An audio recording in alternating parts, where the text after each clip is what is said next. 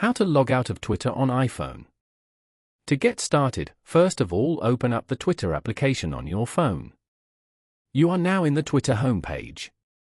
Here, you can explore and view posts from friends and pages that you follow on Twitter.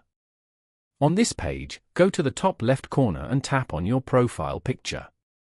Then, go to Settings and Privacy. And then, go to your account. Over here, go to Account Information. You can view and change your account information from here. If you want to log out of your account, then tap on Log Out as shown. Tap on Log Out again to confirm. You can come back and log in again whenever you want. Following these steps, you can easily log out of Twitter on iPhone. Thank you for watching. Please leave a like if this tutorial helped you, or leave a comment below if you have any questions related to the video.